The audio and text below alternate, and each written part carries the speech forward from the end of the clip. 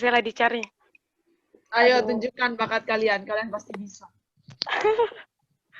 Oke, selamat malam semuanya. Selamat malam Suster, selamat malam Romo, selamat malam kakak-kakak, serta teman-teman semuanya. Perkenalkan, saya Ella sebagai host di sini dan pendamping host saya yaitu Sela. Ya, halo.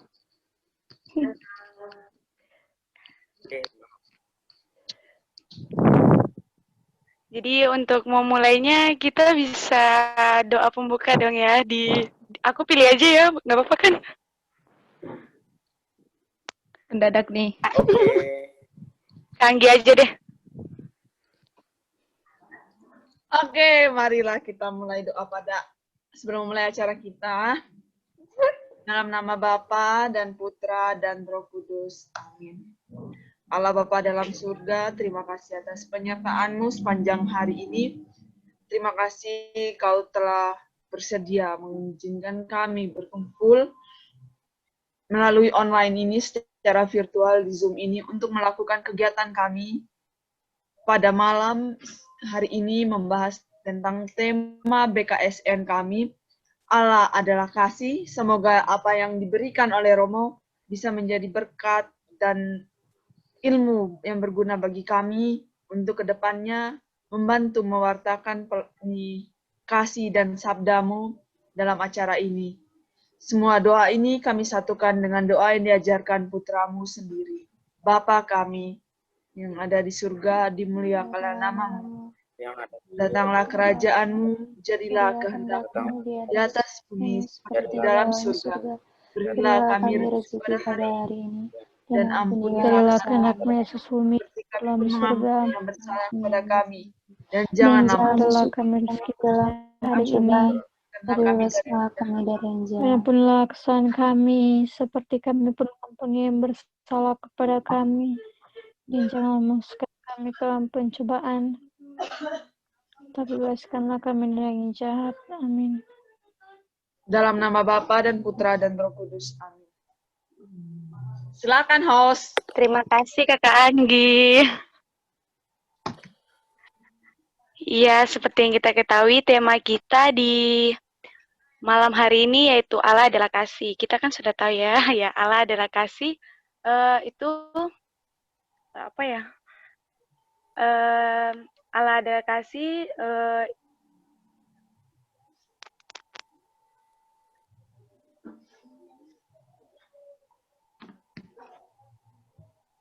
Dan kita umatnya itu kita harus saling mengasihi ya. Tidak boleh saling membenci ya. Intinya kita harus saling mengasihi sesuai tema kita hari ini. Semoga mudah-mudahan kita semua di sini saling mengasihi ya. Amin. Harus.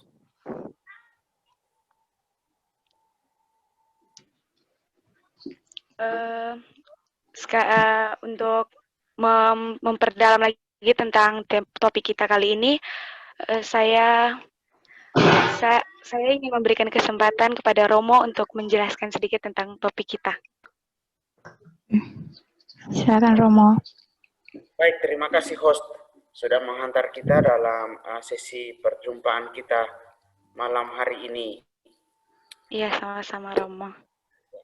Pertama-tama perjumpaan kita malam hari ini bicara tentang topik tadi, Allah adalah kasih. Kalau orang Yunani bilang Theos agape estin. Atau Suster Lisa pasti bilang Dio el amore, Allah adalah kasih. Oke. Kalau kita bicara tentang kasih, saya yakin sudah selalu menjadi tema yang menarik. Karena toh kita selalu menggunakan kata kasih itu. Kalau ada yang ikut perayaan Ekaristi pagi ini, bacaan hari ini juga bicara tentang kasih versi Paulus dalam Korintus. Saya ingin mengawali perjumpaan kita pada malam hari ini, perjumpaan virtual ini, dengan bicara satu dua pokok pikiran tentang Allah adalah kasih dalam konteks kitab suci. Lalu kemudian bagaimana tanggapan manusia terhadap kasih Allah itu. Tadi host sudah membantu kita, ya mau tidak mau, kalau Allah adalah kasih, ya kita juga mesti saling mengasihi. Dan pada bagian akhir nanti saya ingin mengutip kata-kata Paus Fransiskus dalam seruan apostoliknya untuk orang-orang muda, karena saya lihat di sini orang-orang muda senang sekali bisa berjumpa dengan orang-orang muda yang masih punya kesempatan untuk bisa berbagi dalam kesempatan ini. Baik teman-teman sekalian yang terkasih, rekan-rekan muda, kalau kita bicara tentang Allah adalah kasih. Kasih ini istilah yang sudah sangat sering dalam kitab suci. Saya tadi hitung-hitung berapa banyak ini dalam kitab suci ini kata kasih ini muncul ini. Ada kurang lebih 503 ayat kitab suci dari Kejadian sampai Wahyu itu bicara tentang kata kasih ini. Ada 542 kali dia diulang kata kasih itu dalam dua arti. Ada yang seperti saudara-saudara terkasih, tetapi ada yang menegaskan tentang kasih Allah. Yang paling banyak itu dalam kitab Mazmur. Memang Mazmur itu yang paling panjang, yang paling banyak jumlah babnya, sehingga wajar kalau 125 kali kata kasih ini diulang dalam kitab Mazmur. Kalau nggak percaya, silakan buka nanti Mazmur 136. Di sana kata kasih banyak sekali diulang itu. Lalu yang kedua dalam surat Paulus kepada jemaat di Korintus, ada kurang lebih 41 ayat, dia bicara tentang kasih. Surat Paulus kepada jemaat di Roma 32 kali. Surat Paulus kepada jemaat di Efesus 23 ayat. Lalu surat Rasul Yohanes 24 ayat dan surat Rasul Petrus ada 20 ayat. Masih ada banyak lagi catatan-catatan tentang bagaimana kata kasih itu digunakan dalam kitab suci. Nah, walaupun banyak kali muncul dalam kitab suci, tetapi dalam pembicaraan malam hari ini saya ingin supaya kita fokus pada apa yang tertulis dalam 1 Yohanes bab 4 ayat 8 dan ayat 16 bahwa Allah adalah kasih. Deus caritas est, orang Latin bilang. Pertanyaan dasar, apa artinya Allah adalah kasih itu? Dan dari mana dasarnya Allah adalah kasih? Baik teman-teman sekalian, kalau kita bicara tentang Allah adalah kasih, ini bukan soal namanya Allah itu adalah kasih, tetapi kasih itu sendiri merupakan sifatnya Allah atau karakter dasarnya Allah. Allah adalah kasih. Karena itu kita jangan sampai salah mengartikan bahwa oh kasih Allah macam apa ini? Allah sendiri adalah kasih. Kasih Allah itu menyelamatkan, memberikan terang, membawa orang kepada kehidupan kekal, dan juga menerima kita sepenuhnya. Selain itu, untuk membantu kita dalam pemahaman tentang Allah adalah kasih, firman Tuhan sendiri dalam surat Rasul Paulus kepada jemaat di Korintus bab 13, Paulus menggambarkan kasih dengan sejumlah atribut yang kemudian itu bisa membantu kita untuk memahami kasih Allah. Kasih itu sabar, kasih itu murah hati, kasih tidak cemburu, tidak sombong dan memegahkan diri. Dia tidak melakukan hal-hal yang tidak sopan, tidak mencari keuntungan sendiri, tidak pemarah, tidak pendendam, tidak bersuka cita atas ketidakadilan, tetapi suka akan kebenaran. Kasih itu menutupi segala sesuatu, percaya segala sesuatu, mengharap segala sesuatu, sabar menanggung segala sesuatu. Dan banyak hal lain lagi tentang kasih. Ini cara bagaimana Allah menggambarkan tentang kasih itu. Allah persis seperti yang digambarkan ya. Dia itu sabar. Bagaimana Allah sangat sabar kepada manusia. Biar kita manusia jatuh dosa berulang kali pun Allah tetap sabar. Bagaimana Allah itu murah hati, menerima kita kapan saja. Bagaimana Allah itu tidak menyimpan kesalahan. Yuk kalau salah hari ini, besok bertobat, Allah terima. Lalu kemudian kalau kita berdosa lagi, Allah tetap masih menerima kita. Karena itu, kalau kita bicara tentang kasih Allah ini, Allah sesungguhnya sedang dalam proses. Ya. Allah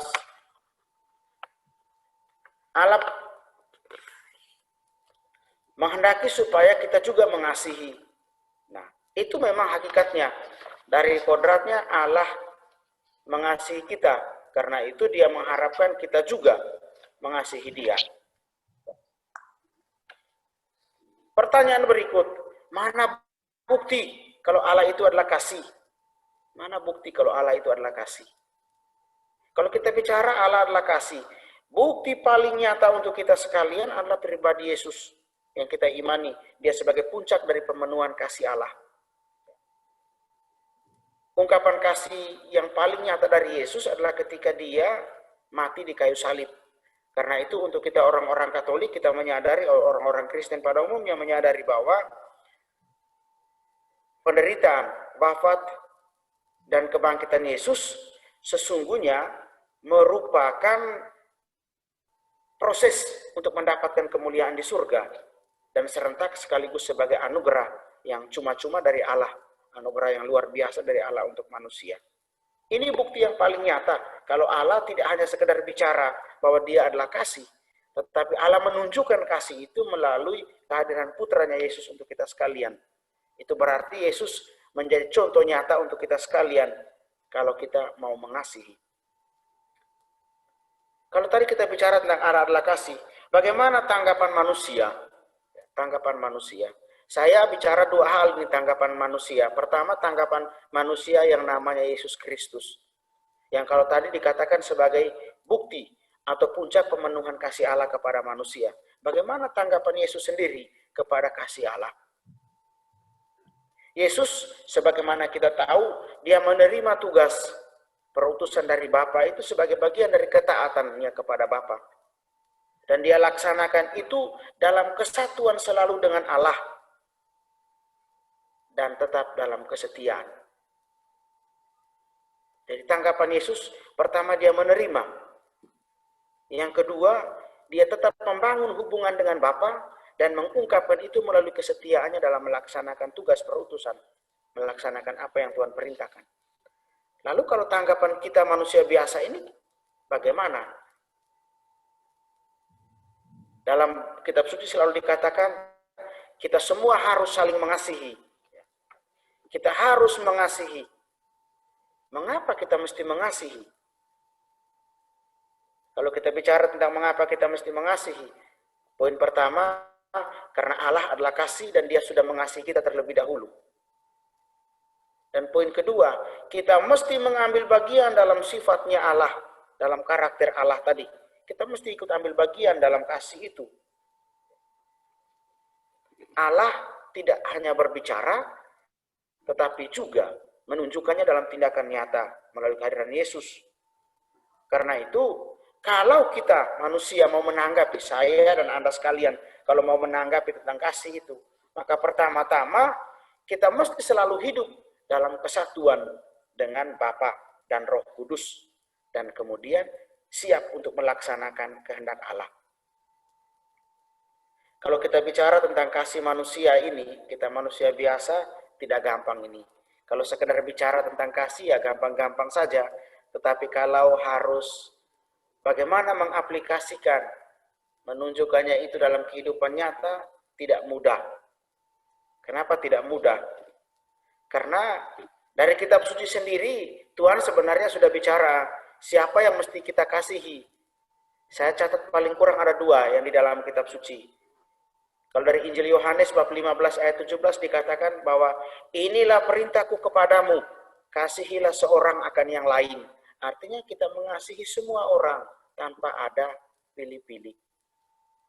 Sementara itu Matius bab 5 ayat 44 dia katakan, tetapi aku berkata kepadamu, kasihilah musuhmu dan berdoalah bagi mereka yang menganiaya kamu. Ya semua orang berarti termasuk musuh ini. Saya tidak tahu ini. Gimana kita sekalian dalam kehidupan kita setiap hari? Apakah gampang ini? Saya yakin yang kedua ini nggak mudah ini. Kalau sudah clash sama teman, sudah berantem sama teman, gimana bisa dengan mudah untuk siap memaafkan, mengasihi? Tidak mudah. Itulah kita manusia. Tetapi kalau kita kembali kepada Allah yang pada dasarnya adalah kasih, dia selalu mau menerima kita kapan saja, jangan takut. Berikut, bukti kasih kita kepada Allah itu macam mana? Bukti kasih kita kepada Allah itu macam mana? Saya kira tadi sudah saya katakan, pertama-tama kita mesti menuruti perintah Allah. Atau bahasa Biblisnya, hidup dalam kebenaran. Hidup dalam kebenaran artinya menaati perintah Allah dan menjauhi larangannya. Tetap tinggal dalam terang. Hidup seia sekata bersama dengan sahabat, juga dengan semua orang, termasuk dengan musuh-musuh kita. Ini soal bukti ungkapan kasih kita kepada Allah. Kalau kita tidak berani melaksanakan seperti itu, percuma. Rasul Yohanes dalam suratnya mengajak putra-putri gereja untuk senantiasa memelihara kasih. Senantiasa memelihara kasih. Saya kira bacaan dalam bulan kitab suci nasional juga bicara tentang itu. Tugas kita sekalian adalah bagaimana memelihara kasih.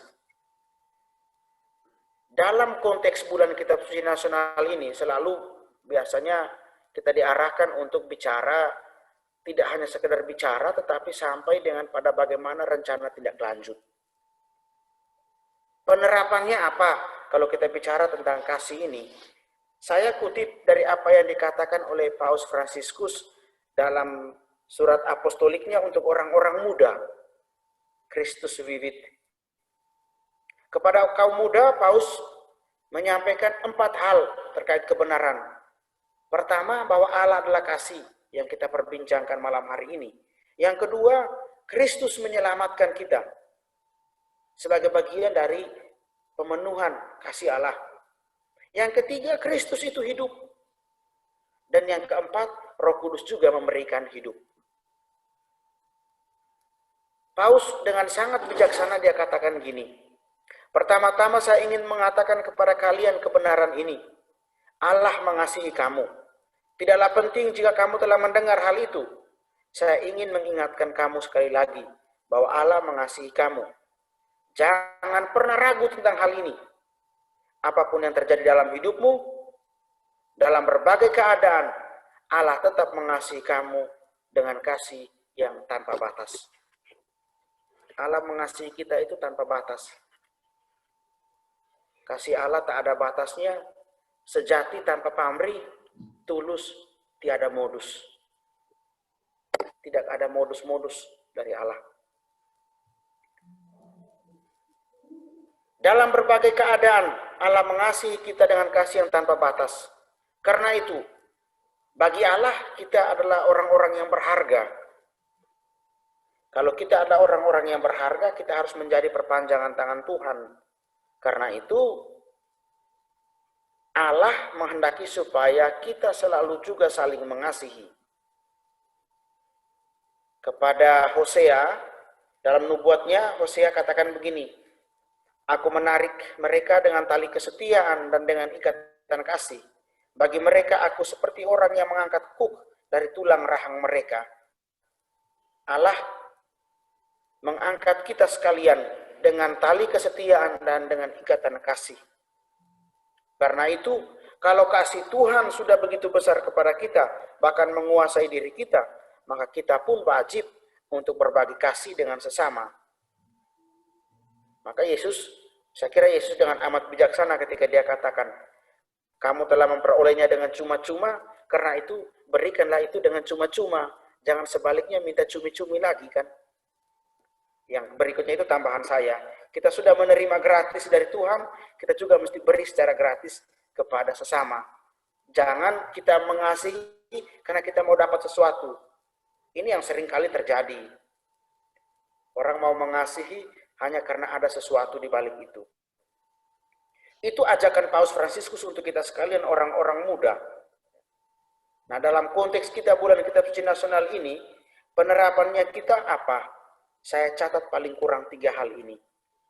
Pertama, kita mesti senantiasa menyadari apa yang ditulis oleh Rasul Yohanes dalam 1 Yohanes bab 4 ayat 8b dan 16b. Allah adalah kasih. Ini harus menjadi dasar bagi kita sekalian. Yang selalu kita bawa kemana-mana, kita mesti ingat bahwa Allah adalah kasih. Yang kedua, tampilkanlah jati dirimu, identitas kita sebagai orang-orang yang sudah mengalami kasih Allah. Tampilkan jati diri kita sebagai orang-orang yang dikasihi oleh Allah. Termasuk dalam situasi pandemi COVID seperti ini, Allah tetap mengasihi kita. Kita juga sudah jaga jarak, mengenakan masker, dan sebagainya, menghindari kerumunan. Tetapi jangan lupa bahwa Allah tetap mengasihi kita. Dan yang terakhir, yang ketiga, tunjukkanlah kasih itu kepada orang lain dengan saling mengasihi.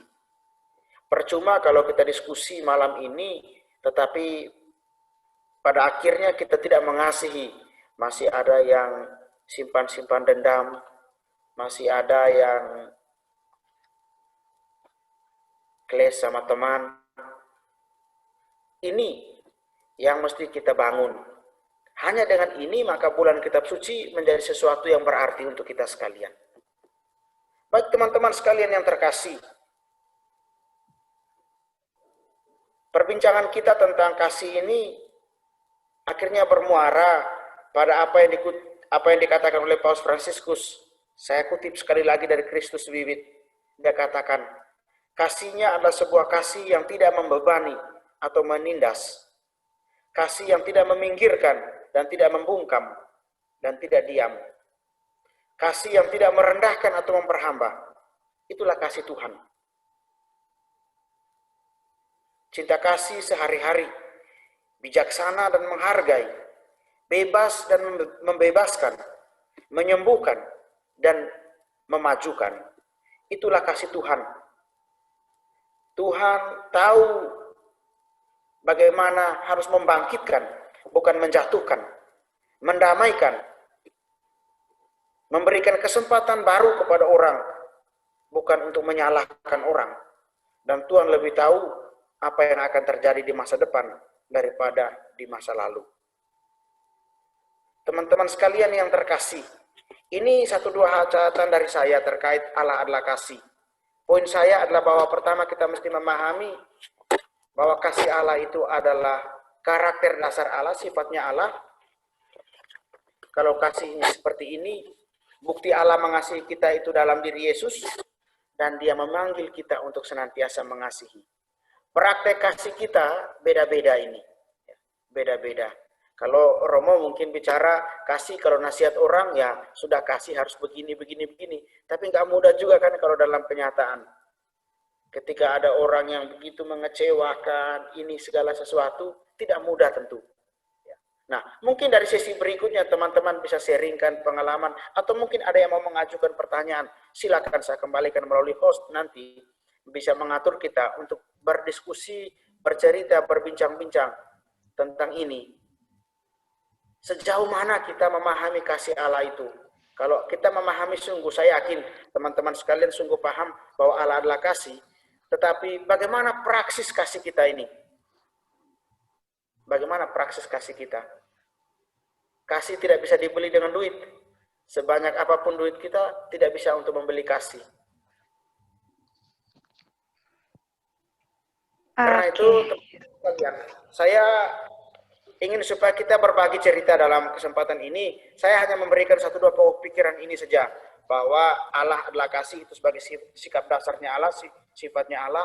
Lalu bagaimana tanggapan manusia, tanggapan Yesus sebagai guru kita, dan tanggapan kita bagaimana. Kalau tanggapan kita bagaimana, ini sudah lebih kembali kepada orang per orang. Mungkin kita bisa saling berbagi pada kesempatan ini. Saya kembalikan kepada host ya. Mungkin bisa pandu kita bagaimana caranya. Entahlah, mau sharingkan atau mau mungkin bertanya kalau ada hal yang kurang jelas dari paparan saya. Oke. Terima kasih Romo. Tadi lupa Romo, mau tanya, Romo perkenalkan diri Romo. Namanya siapa? Oke. Baik, saya Romo Yonas.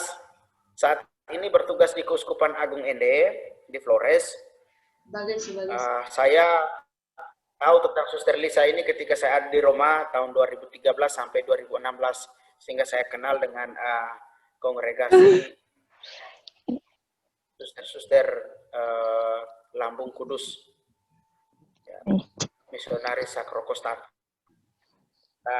Setelah itu saya kembali tahun 2016, saya belajar di Roma, belajar kitab suci, saya kembali.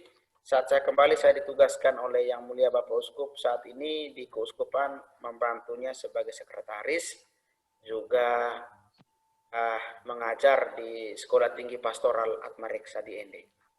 Calon-calon guru agama yang saya ngajar ini.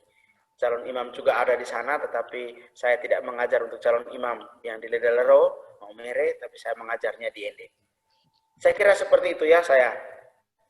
Oke, terima kasih Romo. Yang lain-lain kalau mau tanya, ya. Oke ya. Iya. Oke, sekarang bagi teman-teman yang tadi sesuai yang Romo bilang, kalau ada yang mau menanggapi atau tanya-tanya ke Romo tentang kasih, tentang tema kita, silakan.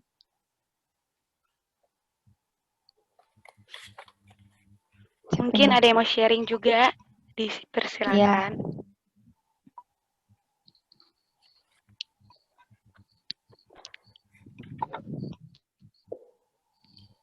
Romo, saya mau tanya. Apa tuh? Sela ya. Saya Valda, Romo pengen bertanya. Oh iya, Welda, silakan. Valda, Romo, Valda. Gini Romo, Oh ya, misalnya, oke, Valda ya. Oh ya, Valda ya. Silakan Valda. ya Romo, misalnya kan Romo, kita itu suka memberi kasih kepada sesama kita, misalnya Romo. Tapi dia membalasnya bukan dengan kasih Romo. Kita pasti ada rasa di hati kita gitu, kayak nggak enak kan Romo. Jadi kayak ada rasa pengen balas gimana ini udah dikasih balik, bukannya bilang terima kasih malah jahat gitu Romo. Gimana tanggapan Romo? Betul. Oke. Baik, terima kasih Valda ya. Memang ini kenyataan kita kan. Kenyataan kita seperti itu. Tidak semua orang bisa menanggapi kasih kita itu dengan baik. Ya. Ada orang yang seringkali mengasihi kita dengan suatu ini. Maka tadi Romo bilang, kalau kasih Allah itu tulus, tanpa modus. Tapi kasih manusia itu kadang-kadang punya modus. Tidak mudah memang. Tetapi kalau kita memahami sungguh bahwa Allah yang mengasihi kita itu tanpa batas, Allah tidak pernah menghendaki supaya kita membalas itu dengan sesuatu yang jahat, tidak apa-apa. Kita punya kewajiban adalah berbuat kasih. Soal tanggapan itu kan kembali kepada orang. Kembali kepada orangnya. Kita tidak bisa memaksakan bahwa dia mesti menanggapi itu dengan ini. Memang mengecewakan kita, pasti mengecewakan, Valda. Sebagai manusia, reaksi kita pertama adalah ingin balas nih. Masa saya memberikan hal yang baik kok, tanggapannya kok begini. Pasti kecewa. Tetapi kalau kita ingat, Yesus sendiri memberikan teladan kepada kita. Walaupun kita berbuat banyak hal yang tidak sesuai dengan kehendaknya, dia tetap mengasihi kita. Tidak mudah tentu, Valda. Tetapi berusahalah. Yang penting bahwa kita tulus. Kasih kita itu tulus, tidak ada modus-modus lain. Bahwa dia punya modus lain, yaitu urusan dialah. Yang menderita nantinya kan dia. Kita tulus untuk memberikan itu kepadanya. Itu tanggapan saya, Valda. Mungkin ada tanggapan teman-teman, saya kembalikan kepada host. Iya, Suster mau menambahkan pertanyaan Valda? Helena, dai, via.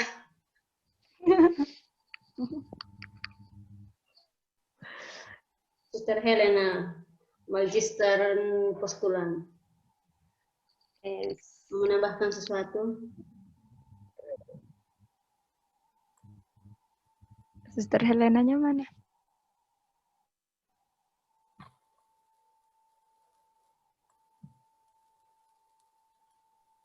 Lagi unmute itu. Belum di unmute itu.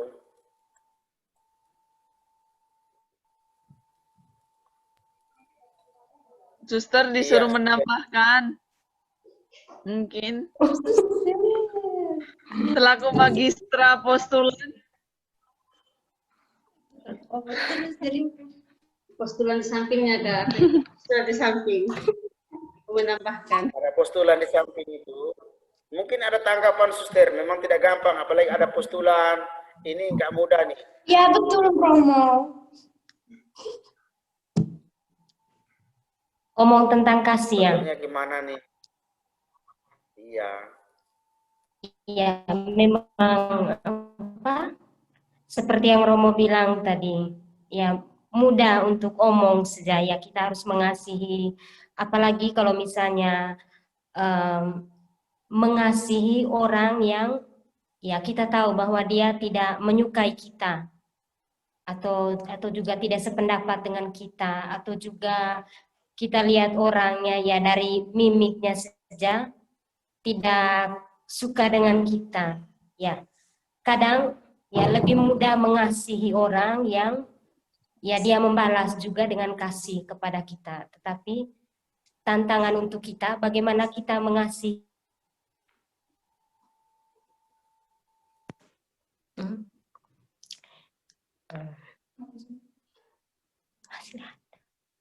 Oh, hilang. Lanjut.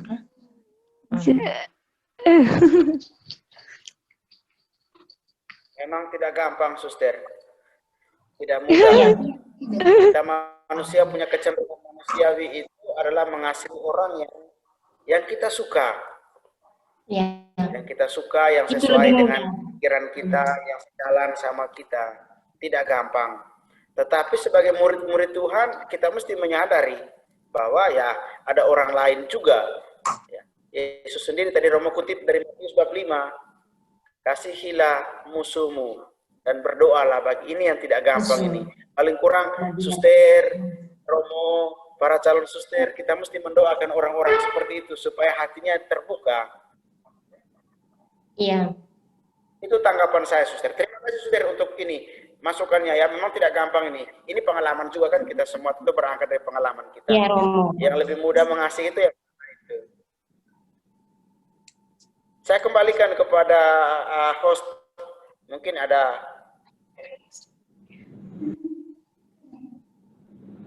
Romo. Oke. Ada yang bertanya lagi? Saya. Saya Kak Grace. Romo. Grace ya? Iya, saya Romo. Iya. Kalau boleh tahu, Romo, karakteristik kasih Allah yang sesungguhnya itu sebetulnya seperti apa? Jadi, khususnya dalam dunia bekerja ataupun berelasi ya, Romo, terkadang jadi refleksi buat kita dari apa yang sudah Romo sampaikan, terutama ketika Romo mengatakan kasihilah musuhmu gitu.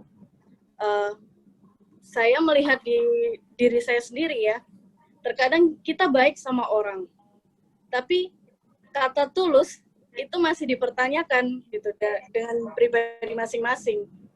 Tulusnya itu kalau saya secara pribadi saya baik sama orang, tapi terkadang saya melihat ada apanya dulu nih, apakah ada benefitnya untuk saya nggak ke depannya gitu, atau hanya saya berbagi kasih hanya tulus. Terkadang itu 11-12 ya Romo, jadi tipis gitu. Jadi sebetulnya karakteristik kasih Allah yang sesungguhnya itu yang seperti apa? Itu Romo dari saya. Baik. Terima kasih Grace ya. Kalau mau bicara tentang kasih Allah ini, sejak awal tadi Romo katakan itu karakteristiknya Allah. Oke. Kalau kita mau cari tahu bagaimana Allah punya kasih, buka pertama dari 1 Korintus bab 13. Lalu kemudian ada sejumlah kutipan-kutipan lain dalam kitab suci. Kalau kita lihat kasih Allah, Allah tidak pernah memaksakan dirinya kepada orang lain. Kalau kita bicara tentang kasih Allah, Allah tidak pernah memaksakan dirinya kepada orang lain. Orang yang datang kepadanya diterima dengan respon sikapnya itu mengasihi. Allah tidak pernah memaksa. Kalau lihat panggilan, Allah memanggil kita sekali juga tidak dengan paksa. Lalu yang berikut, Allah menyatakan kemurahan kepada semua orang, berbuat baik kepada semua orang. Ya. Itu yang bedanya. Kalau kita kadang-kadang berpikir seperti tadi dikatakan Grace, kita kadang-kadang berpikir, wah saya mau seperti ini, mesti ada apa saya dapatkan. Kalau saya tidak dapatkan sesuatu, ngapain saya mesti mengasihi dia? Atau apalagi kalau saya mengasihi dia, kemudian saya terluka, kan percuma. Itu kan pikiran manusia. Pikiran manusia tidak sama dengan pikiran Allah. Pikiran manusia tidak sama dengan pikiran Allah. Allah tidak pernah membesar-besarkan dirinya. Sekalipun dia sebenarnya bisa buat apa banyak hal. Tuhan bisa buat banyak hal. Tetapi Allah tetap dengan kerendahan hati selalu berusaha untuk mengajak manusia dengan caranya, menegur kita dengan caranya. Ini memang tidak gampang. Jadi kalau kita bicara tentang karakter Allah, kasih Allah itu kasih yang ideal sekali. Kasih yang ideal, yang sabar, murah hati, tidak cemburu. Tentu berbeda dengan kita, kurang sabar, kurang murah hati, gampang cemburu, gampang dendam, mau cari untung. Itu kan kasih manusia, tapi kasih Allah tidak seperti itu. Jadi ya, dalam tanda petik, kasih Allah itu agak sedikit berbanding terbalik dengan kasih manusia. Tapi ada loh manusia-manusia juga yang mengasihi dengan tulus, yang dengan murah hati dia mau berbagi, atau yang sabar untuk menanggung semuanya. Paling kurang suster-suster kalau jadi pemimpin di komunitas, wah ini mesti mengasihi. Kalau tidak mengasihi berbahaya sekali. Semua calon bisa lari semua ini. Kalau tidak ada Tuhan. Iya, benar Romo. Jadi kurang lebih seperti itu ya Grace. Kalau kita bicara tentang karakter kasih Allah, agak sedikit boleh dibilang berbanding terbalik dengan kasih kita manusia. Kita manusia terima apa adanya kita ya. Jangan sampai, tentu dalam proses. Yesus saja dalam proses kok. Untuk bisa bagaimana taat kepada kasih Bapa. Ketika di Taman Getsemani, biarkan cawan ini berlalu daripadaku, tapi bukan kehendakku, tapi kehendakmu lah yang terjadi. Bukan kata-kata Yesus dalam proses dia. Kita manusia apalagi, pasti dalam proses. Tapi yang paling pasti, ajakan saya dalam konteks bulan kitab suci ini juga, kita mengasihi, kasihilah orang lain dengan tanpa banyak memperhitungkan sesuatu. Kita mengasihi dia. Mungkin juga termasuk orang-orang yang membenci kita. Itu tanggapan saya. Mungkin ada yang lain yang mau menanggapi, mau men-sharingkan pengalaman. Atau Grace sendiri punya tanggapan, silakan Grace. Ya, kalau saya pribadi sih satu kata ya, kasih. Tapi bagi saya itu cukup berat karena kan kita harus seperti di sermon juga ketika berelasi dengan orang gitu. Apakah kita harus murni berelasi dengan tulus? Apakah kita harus ada batas-batasnya dalam berelasi gitu. Jadi ya pencerahan juga buat saya, Romo. Ya, artinya kasih satu kata tetapi beragam makna. Setuju sama Grace bahwa satu kata yang singkat saja tetapi banyak makna. Ya. Soal ketulusan itu tergantung dalam perjalanan waktu. Karena ada orang yang bisa saja kasihnya awal-awalnya dia hanya sekedar mau menguji, tapi dalam perjalanan akhirnya dia bisa mengasihi dengan kasih yang tulus. Tapi ada orang yang terus merasa bahwa saya percuma, saya mengasihi dia tetapi ternyata dia tidak mengasihi saya. Ya ngapain saya paksa diri untuk terus mengasihi dia kalau masih ada orang lain yang bisa saya kasihi. Makasih Romo. Oke, terima kasih. Sebelum lanjut ke pertanyaan berikutnya, itu ada Romo Aidan yang baru bergabung. Selamat datang Romo. Kalau Romo mau menanggapi juga boleh. Tahu konteksnya, mau dengar saja. Iya Romo. Ya, Romo Aidan itu kan bagus yang bicara tentang orang Samaria yang murah hati. Jadi itu konteks kasihnya besar sekali itu. Masih ingat ya? Ingat sekali. Lanjut saja dulu Grace, nanti saya ikuti. Ya. Oke, lanjut. Ada lagi teman-teman yang mau bertanya? Silakan host. Atau mau sharing-sharing tentang kasih? Iya, Romo. Agnes mau tanya. Jadi, iya. Jadi, tadi Romo sudah bilang kalau kita sebagai manusia harus menunjukkan jati diri sebagai manusia yang dikasihi Allah. Sebenarnya jati diri yang harus ditunjukkan itu seperti apa, Romo? Gitu. Baik, terima kasih Agnes ya. Tentang jati diri kita. Pertama-tama kita kembali kepada diri kita sebagai orang beriman, orang Katolik, orang Kristen. Ya, kita orang-orang Kristiani Kalau Tuhan yang mengasihi kita, Dia menghendaki juga kita mengasihi sesama. Dia menghendaki kita mengasihi sesama. Karena itu jati diri kita, artinya posisi kita sebagai orang Kristen, dengan sendirinya kita mesti belajar. Allah memanggil kita untuk mengasihi, Yesus juga mengajak kita untuk mengasihi. Jadi jati diri yang dimaksudkan di sini adalah panggilan dan perutusan kita sebagai pertama dan terutama kita adalah orang-orang beriman, orang Kristen. Sebagai orang Kristiani kita dipanggil. Bahwa dalam kenyataan kehidupan kita setiap hari ada keterbatasan kita sebagai manusia. Kita juga punya keterbatasan, kerapuhan. Tetapi kita tidak diharapkan tetap tenggelam dalam kerapuhan, dalam keterbatasan. Karena orang beriman, ya kita punya Tuhan. Kita terbatas, tetapi Tuhan juga membantu kita, mengangkat kita dari keterbatasan kita, memampukan kita untuk bisa sekurang-kurangnya melaksanakan apa yang Dia kehendaki. Jadi kurang lebih seperti itu kalau soal karakter kita sebagai orang beriman.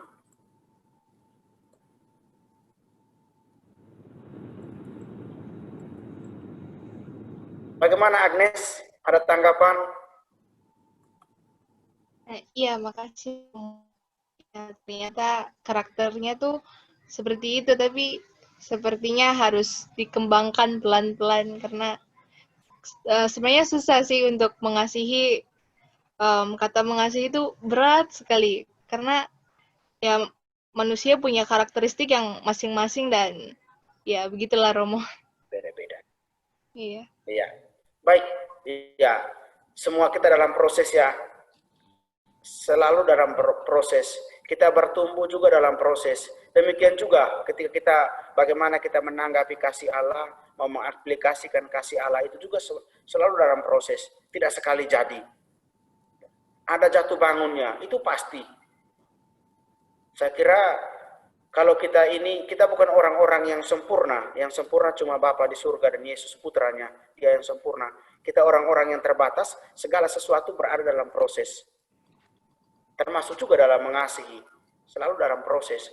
Tapi dalam proses itu kita diharapkan untuk tetap dekat dengan Tuhan supaya jangan sampai kita jauh dari Tuhan, akhirnya kita lupa untuk mengasihi.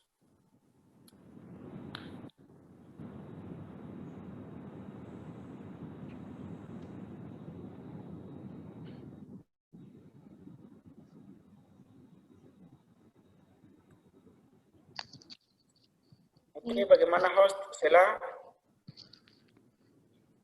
Ada lagi yang mau bertanya atau kita lanjut? Aku mungkin mau sharing sedikit. Nah, silakan Kak Anggi. Bolehlah. Dengan senang. Oke.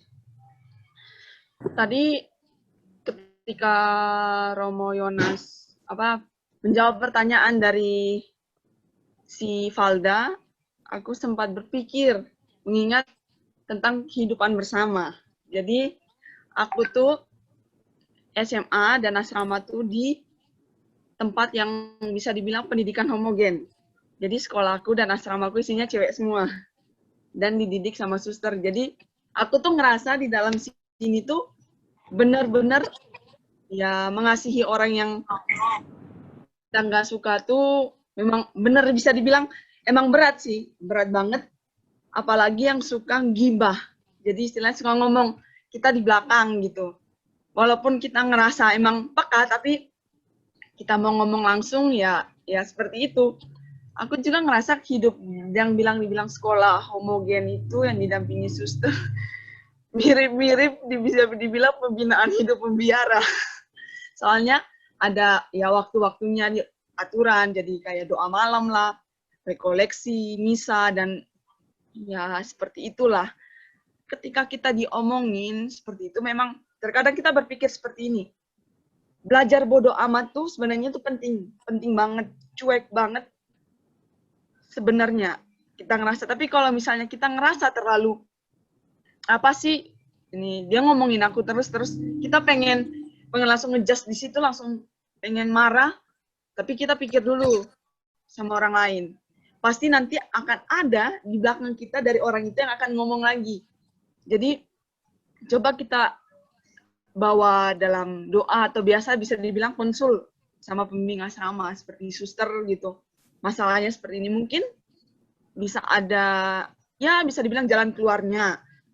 Mengasihi orang yang sering kayak gitu, apalagi yang tidurnya seunit, yang mirip-mirip seminari gitu. Jadi itu mungkin bisa lebih kerasa. Gimana sih siapa yang gak suka kita, siapa yang iniin kita gitu. Kita bisa kerasa di situ. Salah satunya aku pernah kayak gitu sih. 3 tahun di asrama tuh, aku tahu orang yang sering kayak gitu. Gak aku, tapi aku berusaha bodo amat. Belajar bodo amat, cuek. Tapi kalau misalnya udah terlalu yang nggak suka, kalau misalnya kita nggak mau ada perkara, satu-satunya jalan itu doa. Setelah doa, baru kita ngomong ke pembimbing. Otomatis kalau misalnya kita ngomong ke pembimbing juga, pembimbing akan jawab hampir sama semuanya, jawabnya seperti ini. Coba berusaha memaafkan, terus berdoa, pasti sering kayak gitu. Dia selalu bilang kayak gini, belajar bodo amat. Kalau misalnya kamu nggak dengar langsung, kamu emang ngerasa tahu orangnya, ya udah. Nah, setelah dengar kayak gitu, aku coba menerapkan itu dalam kehidupan bersama itu. Ya, yang tadi teman-teman kayak gitu. Nah, ternyata ada efek baiknya juga di sisi lain, dari kita belajar bodo amat, cuek sama mereka tuh ada sisi baiknya. Di saat mereka butuh, mereka akan datang ke kita. Minta bantuan. Banyak hal yang mereka minta bantuan di saat mereka nggak membutuhkan kita. Padahal sebenarnya mereka udah nggak suka sama kita. Tapi coba kita berbesar hati, membantu, menolong mereka, karena di balik itu semua pasti ada hikmahnya. Hikmahnya itu sangat besar. Karena selain itu kita diajarkan pertama kesabaran, terus saling menerima, menghargai dalam hidup bersama. Itu yang kunci utama yang aku pegang. Dan memang aku ngerasain mereka ngomong, tapi setelah kita lulus, setelah keluar, dan udah bisa dibilang ke jalannya masing-masing, ada yang kuliah, ada yang kerja. Nah, di suatu saat yang ada beberapa waktu tuh, teman dari saya itu pernah mengechat, membantu, menolong suatu hal yang berhubungan dengan komputer. Kebetulan saya kuliah di bidang itu, dia nanya soal aplikasi ini tuh. Memang kita pernah ngerasa masa lalu kita seperti, ya, ngapain sih bantu dia? Dia dulu suka ini aku, tapi coba kita berpikir hal positif. Dia sekarang membutuhkan kita. Kita coba membantu mereka karena di balik itu pasti akan ada balasan lebih besar. Entah dari Tuhan atau sesama kita. Jadi menurut aku, mengasihi orang yang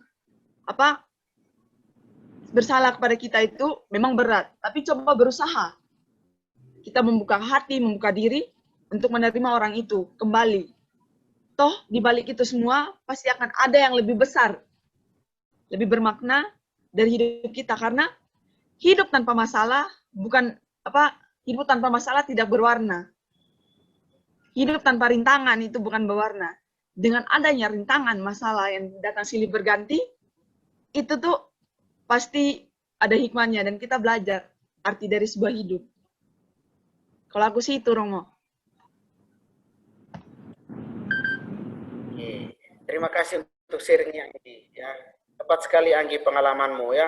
Tidak mudah dalam komunitas yang dipenuhi dengan orang-orang yang suci sekalipun, setan tetap ada di sana untuk mengganggu. Ketika orang berjuang untuk mengasihi, setan pasti datang mengganggu. Coba supaya jangan sampai ini. Tetapi teman-teman sekalian, syukurlah bahwa Anggi punya pengalaman membantu kita sekalian. Bagaimana ketika kita berhadapan dengan situasi-situasi seperti itu. Kuncinya lari kita kepada Tuhan pertama. Tuhan pasti beri jalan. Dan Tuhan tidak hanya beri jalan kepada kita, tapi juga menegur orang-orang yang ada di sekitar kita juga dengan caranya yang amat keras. Kita bukan orang-orang sempurna ya. Kita orang-orang yang serba terbatas, dan pada saat-saat tertentu juga kita butuh orang lain, dan kita butuh Tuhan sendiri. Terima kasih Anggi sekali lagi untuk sharing pengalamannya ya.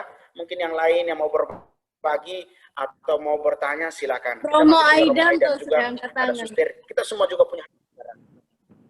Ini boleh ya berbagi wawasan. Ya, silakan Romo. Tadi saya senang sekali itu kata-katanya Pastor Jonas. Kasih itu satu kata, tapi punya makna yang luas sekali, punya arti yang luas.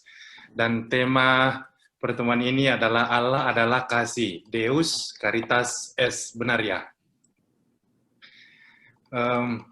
Kalau saya renungkan, ini kata kunci, Allah adalah kasih. Tapi kalau kita lihat pengalaman hidup kita, sebenarnya normalnya, kalau saya misalnya disakiti orang, saya akan membalas. Saya dicubit, saya pasti balik mencubit. Itu ada normal sekali. Tapi kalau orang punya kasih, dia tidak akan jatuh dalam lingkaran kekerasan itu, balas dendam, tetapi dia mau meretas balas dendam itu. Dan persis saya kira itulah artinya kasih. Orang tidak jatuh dalam balas-membalas, tetapi mau menunjukkan sesuatu yang positif, dan saya kira itu nilai-nilai Kristiani. Sampai Petrus itu bertanya, Tuhan, berapa kali saya harus mengampuni? Apakah 7 kali? Yesus mengatakan, bukan 7 kali, tapi 70 kali 7 kali. Bukan soal 490 kali. Artinya orang mengampuni itu bukan soal hitung-hitungan, tetapi pengampunan tanpa batas. Dan tadi Pastor Jonas itu mengatakan itu ada dalam kisah orang Samaria yang baik hati. Ada satu ungkapan yang sangat menarik, yaitu compassion, belas kasih. Orang Samaria itu kemudian berbelas kasih pada orang yang jatuh di pinggir jalan.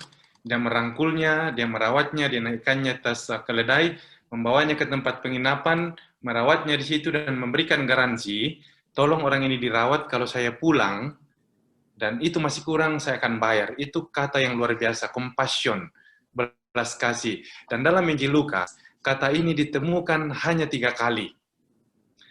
Pertama kali ditemukan ketika Yesus pergi ke Naim, berjumpa dengan orang mengusung orang mati, ternyata itu adalah anak dari seorang janda, hati Yesus tergerak oleh belas kasihan, compassion, lalu dia membangkitkan orang itu. Kesempatan kedua kita temukan dalam kisah orang Samaria yang baik hati. Kesempatan ketiga, kata itu kita temukan ketika orang membaca tentang anak yang hilang. Jadi anak itu pergi berfoya-foya, dia pulang, dia bertobat pada ayahnya, dan dia pikir biarlah saya menjadi hamba ayah saya, tetapi dari jauh bapaknya itu, ayahnya itu sudah melihat dan tergerak hatinya oleh belas kasihan dan dia merangkulnya. Dan kata ini sangat berarti dalam Injil Lukas, yang salah satunya kita temukan dalam kisah orang Samaria yang baik hati. Nah, secara konsep, itu sebenarnya kita dipanggil untuk berani mewujudkan kasih ini dalam kehidupan ini, meretas lingkaran balas dendam ini dengan jalan kasih, Allah adalah kasih, supaya kita betul menemukan jalan Kristiani. Saya kasih 2 contoh yang sangat menarik menurut saya. Pasti kita kenal tentang seorang pejuang kemanusiaan dari Afrika Selatan, yaitu Nelson Mandela. Nelson Mandela itu dipenjara 27 tahun karena memperjuangkan tentang apartheid. Dan kita tahu dari kisahnya, Nelson Mandela itu dimasukkan dalam penjara, dia kadang-kadang dipukuli, digantung, bahkan dikencingi. Dan ketika dia bebas, setelah dipenjara 20 tahun, ternyata dia angkat menjadi presiden. Apa yang dia lakukan? Yang pertama kali dia lakukan adalah dia minta pengawal pribadinya mencari sipir penjara yang dulu menggantungnya dan mengencinginya. Dan dicari, akhirnya ketemu. Sipir ini kemudian ketakutan dan mengatakan, saya pasti akan dihukum mati. Tapi apa kata Nelson Mandela ketika berjumpa dengan sipir yang menyiksanya selama di penjara? Dia mengatakan, apa yang harus saya lakukan pertama kali ketika saya bebas adalah saya mengampuni engkau. Itu luar biasa. Itu susah dilakukan oleh orang normal. Sudah dipaksa, dibuat menderita, tetapi apa yang dia lakukan adalah bukan membalas dendam, tetapi mengampuni. Dan itu luar biasa. Contoh yang kedua adalah Yohanes Paulus II. Yohanes Paulus II, salah satu paus yang memerintah atau menjadi gembala paus yang cukup lama, dan suatu kali itu dia ditembak oleh Mehmet Ali Aqsa. Dia ditembak oleh Mehmet Ali Aqsa, syukur dia tidak meninggal, dan dia itu percaya itu penyelenggaraan yang ilahi. Mehmet Ali Aqsa ditangkap, dimasukkan dalam penjara, dihukum seumur hidup. Dan Paus setelah disembuh, dia kemudian menanyakan siapa yang menembak saya, lalu dikatakan padanya Mehmet Ali Aqsa. Lalu apa? Paus kemudian pergi menjumpai Mehmet Ali Aqsa di penjara, dan apa yang dia katakan, saya tidak menyimpan dendam meskipun engkau ingin membunuh saya, tetapi saya mengampunimu. Dan dua pengalaman ini, pengalaman Nelson Mandela dan Paus Yohanes Paulus II bagi saya, itu adalah contoh bagaimana Allah adalah kasih, itu dia bisa wujudkan dalam kehidupannya dan berani dia laksanakan. Secara manusiawi, kita bisa mengatakan itu susah. Diomongkan gampang, dipraktekkan belum tentu bisa. Tetapi persis kata-kata tadi yang sudah disebutkan, hendaklah kalian sempurna seperti Bapamu di surga sempurna adanya. Artinya apa? Secara manusiawi saya tidak mampu berbuat kasih, saya tidak mampu mengasihi, saya tidak mampu memaafkan, tetapi disitulah kekuatan doa rahmat Tuhan. Saya mohon kepada Tuhan yang punya compassion, belas kasih, supaya dia memberikan saya kekuatan, rahmat, supaya kasih dalam kehidupan ini saya bisa wujudkan, supaya rahmat pengampunan saya bisa wujudkan. Apa yang dilakukan Nelson Mandela, apa yang dilakukan oleh Yohanes Paulus II, dan juga banyak pengalaman yang lain, itu bisa mengajari kita bahwa betul kasih kita dipanggil untuk mewujudkannya dalam kehidupan ini.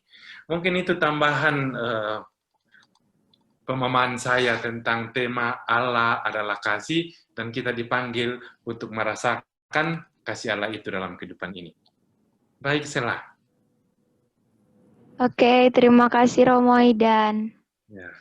Sekarang mana nih Romo Yonasnya? Oke. Romo. Baik, saya terima kasih Romo Aidan sudah membantu saya. Romo Aidan sudah membantu kita memberikan contoh konkret dari Nelson Mandela, juga dari Paus Yohanes Paulus II. Saya cuma titip ini, satu ini. Dalam kitab Imamat bab 19 dikatakan begini, janganlah engkau membenci saudaramu dalam hatimu, tetapi engkau harus berterus terang menegur orang sesamamu, dan janganlah engkau mendatangkan dosa kepada dirimu karena dia. Janganlah engkau menuntut balas terhadap orang-orang sebangsamu, melainkan kasihilah sesamamu manusia seperti dirimu sendiri. Akulah Tuhan Allahmu. Saya kira ini juga membantu kita sekalian ya. Daripada kita repot ini sekali, ada banyak contoh sebagaimana dikatakan Romo Aidan tadi, pengalaman-pengalaman itu yang membantu kita untuk tidak tenggelam dalam kekecewaan, lalu kita atau dalam balas dendam, tapi kita berusaha. Dengan keterbatasan manusiawi kita, pasti bisa. Ada banyak contoh kan, membantu kita. Saya kira itu Sela. Mungkin ada yang lain ingin menambahkan, memberikan tanggapan, bagus dalam situasi ini. Romo, menanggapi yang Romo Aidan ya. Jadi, memaafkan sesama kita itu adalah proses pengolahan hidup sampai mati ya menurut saya. Jadi tantangan tersendiri buat kita bisa bertumbuh dalam iman ketika kita bisa memaafkan diri kita dulu sebelum orang lain sih menurut saya ya Romo. Jadi ketika kita bisa berdamai dengan diri sendiri, otomatis kita akan terbuka untuk menerima orang lain hadir di hidup kita. Itu sih tanggapan dari saya Romo. Betul sekali Grace. Memang tidak gampang ya. Pertama-tama kita mengalahkan. Yang paling berat itu sebenarnya bagaimana mengalahkan diri kita sendiri dalam kecenderungan-kecenderungan seperti itu. Kalau kita bisa mengalahkan diri kita sendiri, saya yakin kita juga bisa mengalahkan yang lain. Tetapi ketika kita tidak bisa mengalahkan diri kita sendiri, akan susah, akan sulit. Mungkin Romo Aidan masih bisa beri tanggapan Romo. Ya, kita berbagi di ruang maya ini. Saya setuju apa yang tadi si Grace ya yang sampaikan. Iya, Mam. Ya, menurut saya betul orang harus berdamai dengan dirinya sendiri dan juga itu menjadikan pengalaman sebagai guru. Orang mengatakan pengalaman itu netral. Artinya setiap orang punya pengalaman. Yang membedakannya adalah bagaimana kita memaknai pengalaman ini. Pengalaman sakit, kecewa, itu kalau tidak diolah, tidak diberikan makna yang benar dalam terang iman, itu bisa membuat orang lumpuh, tidak berdaya dan trauma. Tapi sebaliknya, pengalaman sakit, kecewa, tersakiti, itu kalau diterima dengan tulus, dimaknai dengan benar dalam terang iman, itu bisa menjadi pengalaman atau kekuatan yang menjadi daya yang luar biasa dalam kehidupan ini. Jadi menurut saya, pengalaman ini harus diolah, dimaknai dengan benar, dan itu akan menjadi mutiara-mutiara iman dalam kehidupan kita. Karena kalau tidak, orang mudah untuk kemudian yang merasa putus asa. Dan tadi saya kira betul itu tadi Anggi yang sampaikan ya, kita dihadapkan dengan macam-macam masalah. Sebenarnya ini masalah, ini ibaratnya ujian untuk hidup kita. Kadang-kadang di seminari saya ajarkan ini anak-anak, saya mengatakan kenapa kalian di seminari itu bisa tangguh, bisa disiplin, karena ibaratnya pisau, itu diasah terus, dia menjadi tajam. Karena kalau tidak diasah, dia akan menjadi tumpul. Nah, sebenarnya pisau asah, atau alat untuk mengasah iman kita dalam kehidupan ini adalah berbagai macam peristiwa hidup ini. Termasuk yang krisis diri, krisis iman, krisis identitas. Kalau orang bisa melewati, menerimanya dengan tulus, memberikan makna, sebenarnya itu adalah kesempatan untuk mematangkan imannya. Dan itu kalau kita bisa refleksikan pengalaman hidup ini, kita berikan makna yang benar, itu sebenarnya pelan-pelan kita diajar untuk mengalami kedewasaan iman dalam hidup ini. Itu saja tambahan saya, Romo Yonas. Oke. Terima kasih, Romo Aidan.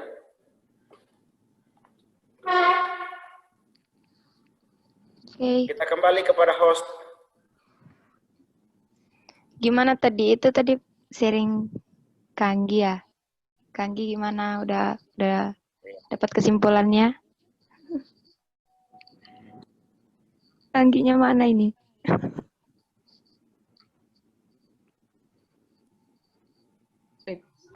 Kesimpulannya menurutku udah sangat banyak dan cukup jelas banget.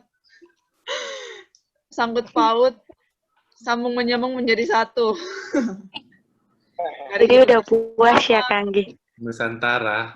Kalau aku sih udah puas, soalnya ya mungkin kalian belum pernah ngerasain ya sekolah di sekolah homogen yang mirip-mirip seminari. Gimana sih setelah Duce? Arki, Tarakanita nih cewek semua.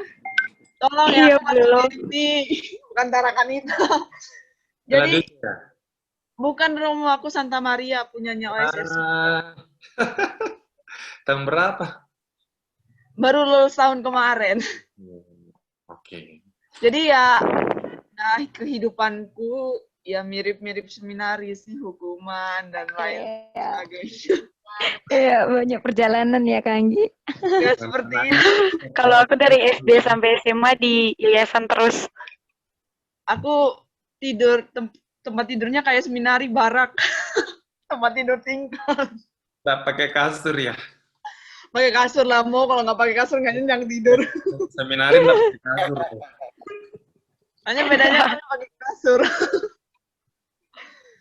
Ya seperti itu, dipantau sama suster tiap malam. Kalau ribut diteriakin, dibangunin pagi untuk muntah, ya mirip-mirip lah. Jadi udah, menurutku udah sangat jelas. No comment. Mau tambah sedikit boleh ya? Boleh, Star. Boleh, Suster. Boleh dong, Suster. Silakan Mamtu. Tadi mendengar semuanya, saya langsung teringat ya, komunitas online kita, sahabat NSC. Iya. Kita sudah 2 tahun sebagai komunitas online yang mungkin hanya 1-2 orang saja yang sudah bertemu. Tetapi di sini ada sejenis ikatan, dan saya percaya ikatan itu ada karena ada Tuhan di antara kita kan. Ada kasih, ada Tuhan. Saya hanya mau bilang bahwa kalau kita bisa mengasihi orang yang belum pernah kita ketemu, belum pernah kita jumpai, Kayak kita di komunitas online ini, satu hari tidak muncul, saling cari, kemana dia, mama muda kemana, ketua asrama kemana, yang dari kemana gitu kan. Apalagi orang yang berada di dekat kita, mungkin saya hanya ingin menambahkan kalau di antara kita ini ada ikatan kasih, ada baiknya kalau kita bisa menyalurkannya juga di antara teman-teman sekolah, OMK, tetangga dalam rumah gitu. Dan saya sangat berbangga punya kalian yang sangat aktif maupun yang hanya baca-baca doang, tapi saya yakin bahwa kasih Tuhan yang ada di antara kita ini tidak ada modusnya ya, karena kalau memang modus online, nah itu apa ya? Kita hanya cewek semua di sini, ributnya cewek gitu. Jadi kayak kalau mau tulus-tulus ya di sini kita bisa dapatkan tulus-tulus. Yes. Ya, gitu. Makasih banyak ya untuk semuanya. Makasih Romo untuk hari ini, juga Romo Aidan. Oke, lanjut Os, Mama Muda. Iya, makasih Mam tuh. Dan ada mana? Ella. Oke, Ella. Iya, terima kasih Mam tua asrama kita. Sekarang ini Romo Yonas kayak mana, kita lanjut kuis atau? Iya Romo, ini mau lanjut kuis apa gimana? Ada kuis ya? Mau lanjut kuis ya? Iya, ada kuis dari Romo. Ada hadiah menariknya loh yang jawab kuis. Ayo, siapa yang mau jawab? Apa ya ini? Masih disembunyikan dong. Nggak boleh disembunyikan. Nggak boleh tahu. Intinya ikut kuis. Terserah dari Romo aja. Pertanyaannya berapa ya? Berapa nih? Pertanyaan berapa nih? Ayo, belum disepakati sebelumnya. Beranak cucu intinya mau. Oke lah, saya siapkan dua pertanyaan. Nanti satu pertanyaan boleh dari Romo Aidan atau dari Suster Oke, Lisa, jadi dua aja nih, tiga aja. Jadi tiga 4 aja tuh biar Suster Romo. Iya, jadi Suster, Romo Aidan sama Romo. Jadi ada 5. Oke, baiklah. Oke, saya 1, Romo Aidan 1, Suster 1. Oke, baiklah. Oke. Kok jadi berkurang? Mulai dari Ya udah 3 aja deh, nggak usah banyak. Jadi berkurang. Mau berapa banyak ini? 4. Bella maunya 5 Romo. Iya, Oke, 1. Oke, 5. Nanti panitia bangkrut. Oke. Panitia bangkrut. Jangan takut, Suster. Oke, 5. 5 pertanyaan. 5. Oke, 5 pertanyaan. Oke. Saya Nggak punya boleh. pertanyaan pertama, kuis pertama nih. Siapa siap ya? Sudah pada siap ya ini? Jangan nyantai Google ya. Sudah pada siap ya? Ya, aku catat Sudah ya siap, yang toh? jawabnya benar kata Romo nanti. Iya, jangan nyantai Google. Oke. Iya. Pertanyaan saya ini, siapa nama lengkap dari Paus Fransiskus? Ayo jawab, ayo. Ayo, jangan searching. Jangan searching. Jangan cari di Google. Kalau lama ini Kardinal Bergoglio kalau tidak salah. Apa? Aku baru nonton filmnya tadi. Kardinale. Itu ya Kak Anggi yang aku tanya filmnya ya. Film itu Pops ya. Anggi baru nonton film Bergoglio ya? Baru nonton film itu Pops ya. Iya Romo, iya Jorge Mario Bergoglio. Ya. Jadi jawabannya Nanti jadi Suster nih siapa Lisa yang siapa yang jawab nih? Namanya Suster Lisa. Ini Faustina. Siapa yang jawab Faustina ya? Siapa yang jawab sih? Faustina atau Kanggi? Ini yang benar Kanggi atau Debbie? Tadi yang lengkapnya itu. Anggi hanya konyom and berantem. Bergoglio doang. Jadi Kita kan hanya Bergoglio saja ya. Borgolia. Mari. Jadi pemenang kuis pertama Oke. adalah Faustina. Faustina ya. Adalah Faustina ya. Oke, Profisiat Faustina. Florendam videonya, Faustina video, Novi video, Agnes video, Balda sudah lari dia. Semuanya video. Iya, Romo. Oke, pertanyaan pertama selesai. Kita minta Romo Aidan menyampaikan pertanyaan kedua. Ya. Pertanyaannya gampang kok ini. Tadi Romo Yonas itu sedang ngomong tentang Paus Fransiskus. Pertanyaan saya sederhana. Siapakah Paus pertama dalam sejarah gereja?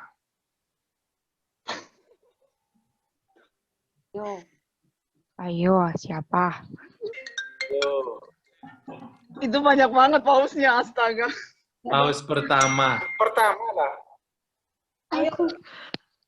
Floren, Agnes, Sela. Mumet. Ya, Agnes jawab dong. Mau dibantu enggak? Jangan dong Romo. Kan Boleh udah dibantu. Clue gitu, clue Romo. Aduh. Salah satu Yesus ya. Santo Petrus. Benar. Saya baru mau ngomong kata-kata ini. Di atas batu karang inilah aku akan mendirikan jemaatku dan namaku akan mengusir. Itu adalah Paus pertama, Santo Petrus. Makamnya di mana? Ayo, makamnya di mana? Roma. Makamnya ada di Vatikan, di mana berdiri Basilika Santo Petrus. Santo Petrus. Tapi jawabannya sudah benar. Romo Yonas sudah benar. Santo Petrus. Yang jawab tadi siapa ya? Yang tadi jawab itu Agnes kalau nggak salah ya. Agnes? Itu dinyalain aja. Yang jawab siapa? Agnes. Agnes ya. Selamat ya, Agnes Agnes. Kopong. Oke, Suster Lisa, pertanyaan ketiga. Nah, Ini ada berapa? mereka gampang nih. Ayo. Apa Faustina. moto sahabat MSC di grup yang sering suster tulis tuh setiap hari? Jadilah berkat mungkin. Jadilah berkat bagi sesama. Iya, jadilah berkat selalu ditulis. Itu status WhatsAppku. Oh, benar sekali. Tapi siapa yang jawab duluan tadi ini? Kanggi. Kanggi. Jadilah berkat. Ramadan. Wah, lagi ya. Oh, motonya kami Romo gitu. Jadilah berkat bagi sesama. Oke. Jadilah berkat bagi sesama. Oke, bagian dari kasih juga ini ya, jadi berkat. Iya. Berkah dalam. Iya. Jadi Kanggi nih ya, Suster. Oke. Ya oke, Kanggi Sudah menang. 3 pertanyaan. Kanggi menang banyak.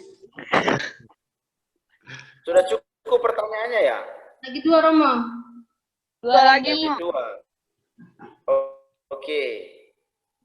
Siapa nih yang mau ngasih pertanyaan? Tema bulan Kitab Suci Nasional tahun 2020. Lengkap. Apa? Apa Romo? Apa Tema Romo? bulan Kitab Suci Nasional. Tema Apa? Tema Aku bulan nggak. Suci Nasional 2020. Aku. Saya. Silakan. Mewartakan kabar baik di tengah iman dan identitas ya? Apa sih? Itu ya? Lengkap. Wartakan kabar baik di tengah. Mewartakan kabar baik di tengah krisis iman dan identitas.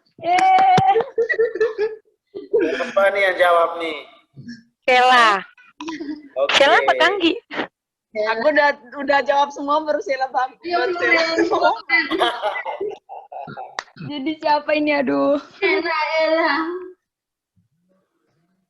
Siapa yang jawab tadi? Yang Jadi ini lengkap tadi.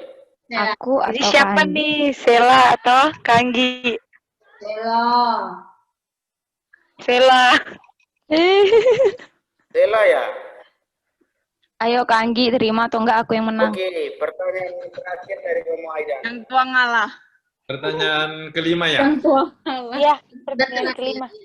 Ini gampang juga kitab suci lah. Dalam kitab suci atau kitab kita ada 4 Injil. Matius, Markus, Lukas, Yohanes. Dari keempat Injil ini, manakah Injil yang paling singkat atau paling pendek? Lukas. Lukas. Salah ya? Markus. Siapa? Markus. Siapa yang jawab Markus? Markus aku Markus. Ya, sudah 2 kali, yang lain dong. Aku Markus, aku jawab Markus. Ya udah, aku aja. Siapa itu tadi? Gimana? Mau diulang enggak, atau Sela udah tadi ya? Ulang. Ulang ya? Romo, ganti pertanyaan. Ganti. Ganti pertanyaan, Romo.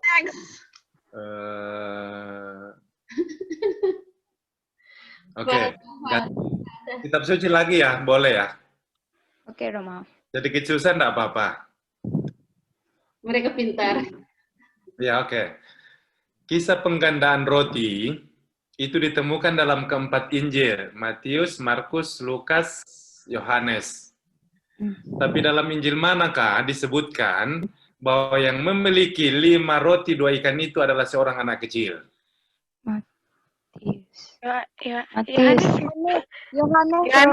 Yohanes. Ya, siapa yang jawab Yohanes? Yohanes saya. Iya, benar. Siapa Victoria. itu? Kak Ella ya? Yang disebutkan yang memiliki 5 roti 2 ikan itu anak kecil dalam Injil Yohanes. Benar. Ya. Kak Ella ya yang jawab. Iya. Oke, Provisia untuk para pemenangnya. Valda. Floren. Valda udah keluar, suster. Masih baru gabung lagi. Floren, ada yang mau dikata-katain? mau ditambah-tambahin?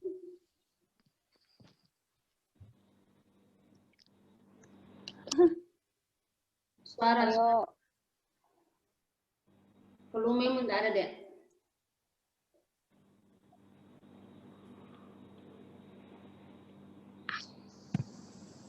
Kak Gra sudah nggak ngomong lagi. Oh, nggak tahu saya tentang Alkitab, pusing saya. Floren. Siapa itu? Ini ada Floren dari Medan. Faustina, on kamera dong biar bisa lihat mukanya. Iya, Debbie mana Debbie? Halo Debbie. Novi. Suaranya Floren masih enggak kedengaran. Faustina. Iya, Florence nih dari tadi nggak ngomong. Ayo Florenku. Ngomong. Nggak kedengaran suaranya. Coba handsetnya dicabut. Ngomong apa? Oke, udah kedengaran. Aku nggak jawab tadi.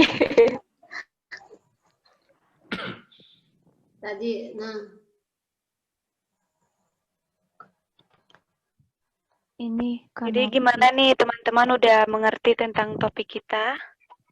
Atau ada lagi yang masih? Atau ada lagi yang masih? Mungkin masih tanyakan. Masih kesimpan di hati tapi malu-malu ngomong? Ngomong aja, nggak apa-apa. Mama kita nggak makan kok. Romonya juga baik-baik kok. Baik-baik semua. Jadi ngomong yang belum kesampaian. Refleksi. Yang ngomong nanti dikasih jajan tambahan dari Mama Asrama. Ya, makan Mungkin ada yang mau menyampaikan pendapat.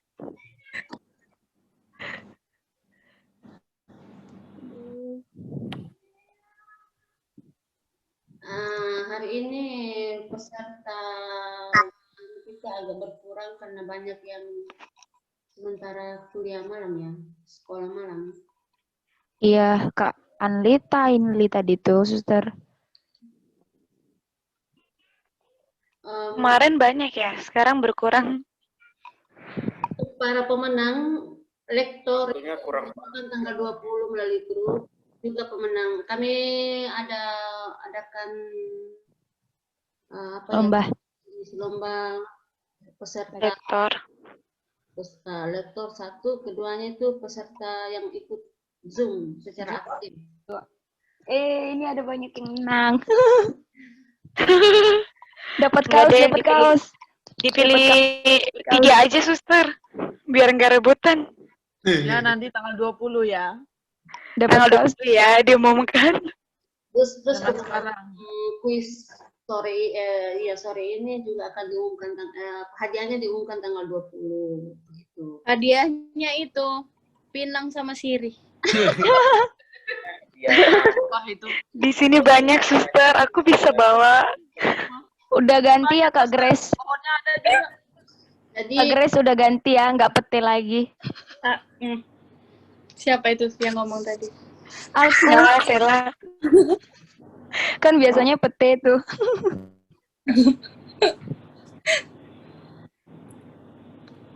Agnes, kenalin diri kamu aja, kan suster sama Romo belum tahu, kakak Anggi juga belum tahu. Ya nih. Soalnya dia baru masuk Zoom-nya sekarang. Udah join di grup kan? Belum Kak. Tuh, Mama, masukkan, Ma. siapa? Kenalan dulu aja, Agnes. Ada yang belum masuk grup. Itu Kak Agnes ya, aku juga baru lihat wajahnya. Iya, tadi dia baru gabung. Agnes, ngomong dong. Halo, Kakak Romo, Suster, serta teman-teman. Kenalkan, nama saya Agnes Rudame Kopong, asal dari Kota Sorong, Paroki Kristus Raja. Iya. Hobi, cita-cita, pacarnya masih SMA kelas 1, jadi masih polos. Itu pacarnya tuh itu loh, BTS itu. Army ya, Army ya. Iya, Army itu, Army. Untuk hobi saya dance sama nyanyi. Jadi boleh dong nyanyi satu lagu ini. Mantap. Nyanyi dulu dong. Ayo nyanyi dong perkenalan. Boleh. Ini Sebelum penutupan. Terserah mau nyanyi apa, kami nggak request kok. Oke. Ini yang saya tahu aja ya. Boleh. Boleh diiringin atau gimana? Diiringin. Enggak. Akapela aja. Oke.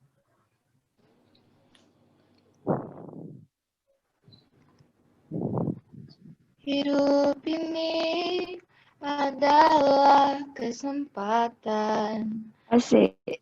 Hidup ini untuk melayani Tuhan.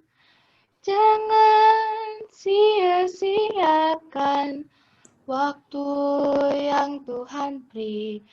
Hidup ini hanya sementara. Oh Tuhan,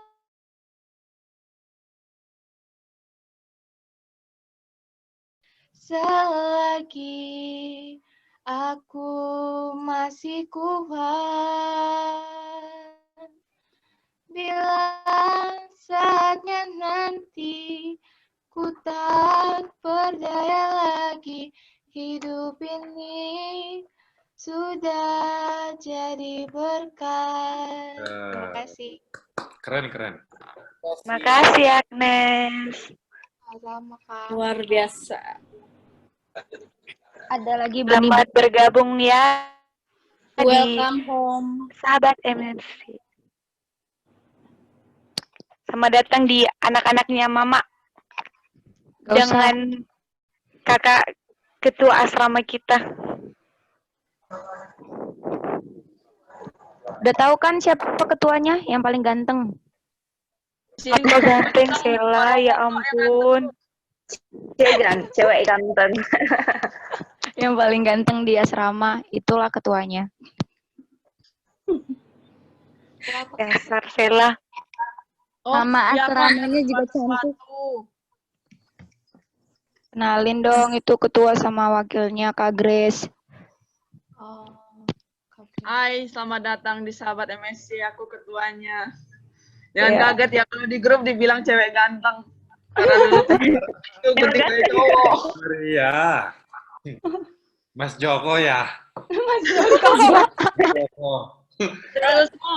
Dulu gunting kayak cowok, jadi pas 3 SMA tuh keluar asrama dibilang mas-mas. Udah ada istrinya.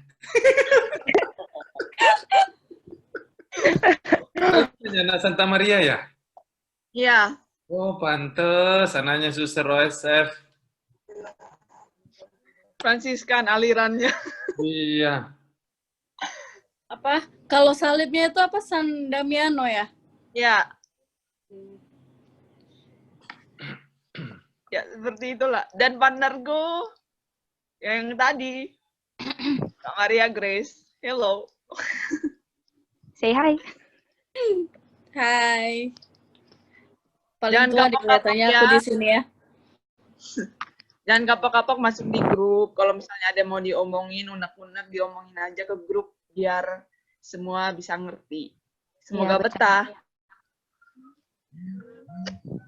Oke, Kak. Iya. Hihi. Mama Asrama mungkin mau ngomong sesuatu? Mama hilang kemana, Mama? Mama kita kemana, Mak? Mama. Dia lagi siapin makan mungkin. Lagi melapar katanya, lapar. Mamut. Mamut itu aku, Romo. Oh iya, iya. Ya, Bapak tahu dari sembulan ini? Bapak. Nah, ini dia. Ih, dokumentasi dulu dong. Kita foto dulu sama Romo. Ini Mamut anak Santa Maria juga. Bukan Romo. Anggi potong cowok lagi, Anggi. Jangan. Nanti banyak yang protes. Jangan. Oh iya. Ini saja barusan pangkas ya kan, Kak Gi? Ya pangkasnya. Bukan Tapi kayak kita sama. Aku dulu pernah potong cowok juga loh. Iya, aku tahu di. Jangan nanti dipanggil mas-mas lagi, nggak mau aku. Tobat. Begini, siapa? Anggi. Ya, Star.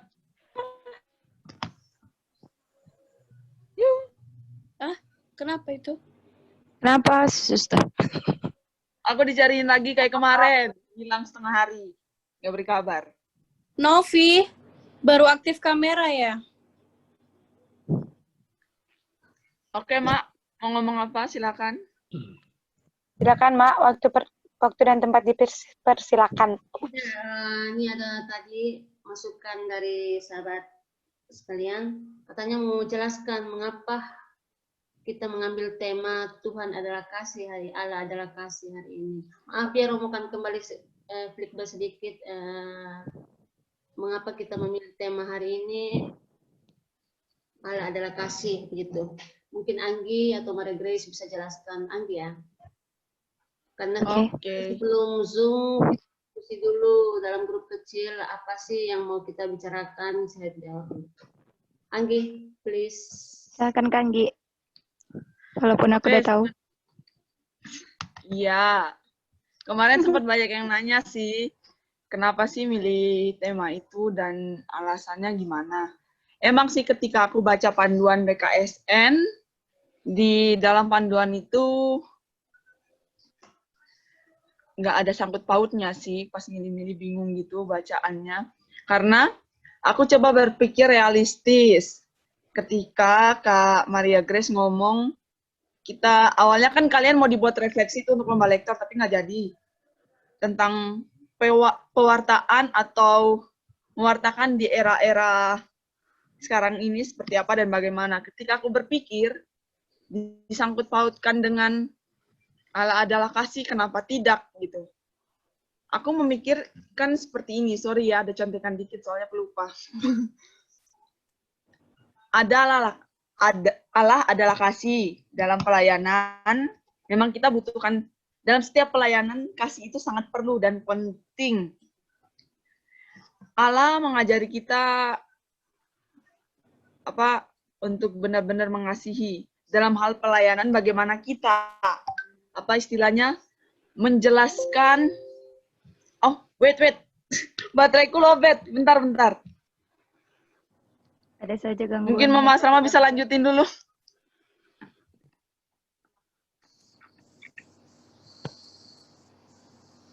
Boleh menyambung ya? Silakan Kak Grace. Oke, jadi sebenarnya di luar grup ini, grup besar, itu kita ada grup kecil. Itu jadi kita diskusi menentukan event-event ke depan itu kita mau ngebahas apa. Nah, harapannya event-event selanjutnya itu saling berkesinambungan pembahasannya. Kemarin kita kan berbicara tentang membahas tentang krisis identitas. Nah, dalam pembahasan kemarin berpikir dong dalam proses krisis identitas itu kita juga melihat refleksi apa yang bisa kita bahas lagi untuk event selanjutnya.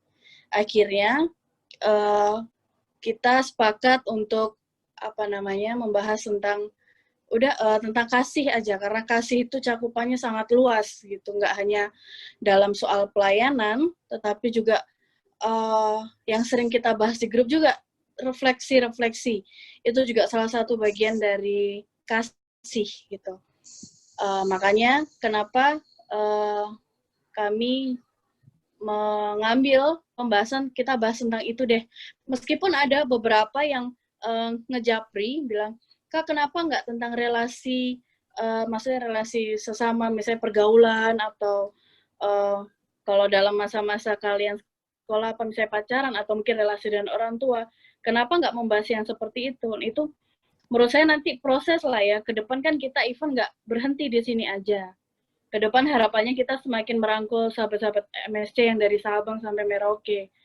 Gitu. Jadi akan banyak event-event dan akan banyak pembahasan-pembahasan yang merangkul kita supaya lebih hangat dalam keluarga di sahabat MSC ini. Itu pemikiran kami. Mungkin dari Anggi bisa tambahin. Oke, aku kembali. Sorry, tadi lupa deketin cas laptopnya. Oke, selain itu, aku berpikir secara memanfaatkan itu dalam bidang teknologi. Oke, memang dalam pelayanan diutamain adalah kasih. Terus, pelayanan tidak hanya harus tatap muka, tapi bisa secara virtual.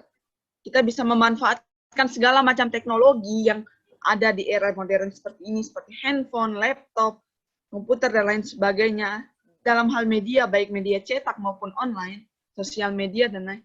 Untuk menjadi wadah pelayanan itu perlu. Karena dalam pelayanan itu kasih. Tidak harus, seperti tadi aku bilang, tidak harus tatap muka.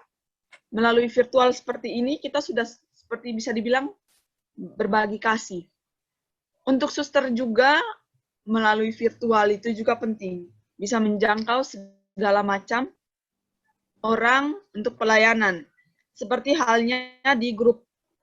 Di grup itu, kita membangun relasi melalui online. Tapi itu menjadi wadah untuk para suster juga melayani dan menyebarkan kasih dalam grup itu melalui online.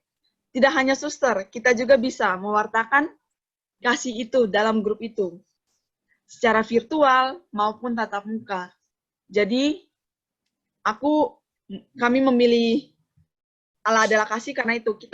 Kami memilih dari berbagai macam pemikiran. Ada yang secara realistis, terus ada dari Kak Maria, Grace, Suster, dan aku sekarang ketika berpikir secara teknologi, aku berpikir kenapa tidak gitu. Kita menyeimbangkan pelayanan, ada yang kasih, mewartakan kasih melalui pelayanan dengan teknologi. Gitu. Nah, host. Oke, jadi itulah alasan dari para panitia kenapa kita memilih tema Allah adalah kasih untuk hari ini. Mungkin ada tambahan dari Mama Asrama? Kata Mama Asrama, Kita di mana? kita tutup.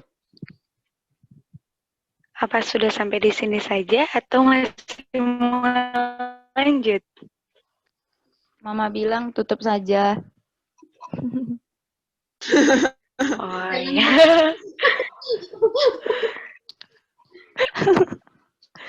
Jadi kita tutup. Apakah ada pesan penutup dari Romo, Ya. Yonas, dan Aidan? Pokoknya terima kasih banyak ya Romo berdua. Jangan bosan-bosan. Terima kasih banyak Romo. Di grup kami, jika kami undang. Ya, nanti kita undang undang-undang lagi kok. Oh iya, Dong ke Batu. kemarin itu Romo berdua ulang tahun tanggal 11 September. Ayo ucapkan selamat ulang tahun. Selamat ulang tahun Romo. Selamat ulang tahun. Semoga sukses selalu, panjang umur. Sesama Virgo. Kamera. Ada yang September juga ya? Ada aku, Romo. Kelah tuh.